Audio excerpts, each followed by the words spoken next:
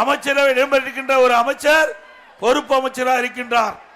அவர் குறிப்பிட்டிருக்கின்றார், நான் முதலாக மேட்டுப்பாளையத்திலே என்னுடைய சுற்றுப்பயணத்தை மேற்கொள்கின்ற பொழுது அப்பொழுது தெரிவித்திருக்கின்றார், நீங்கள் திருவாரூர் வந்து பாருங்கள், மயிலாடுதுறை வந்து பாருங்கள், பாபநாசம் வந்து பாருங்கள் என்று சொன்னார். திரு நேரு அவர்களே, பாபநாசத்துல தான் பேசிட்டு இருக்கிறேன், லைவ்ல பாருங்க.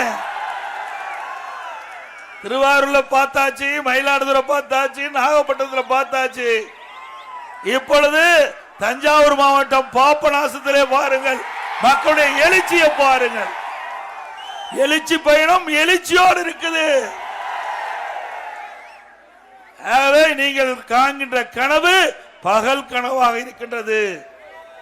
திரு ஸ்டாலின் அவர்களே, 2026 அனைத்து இந்திய அண்ணா திராவிட முன்னேற்ற கழக தலைமையிலே அமைக்கப்பட்ட கூட்டணி மிகப்பெரிய கூட்டணியாக அமைந்து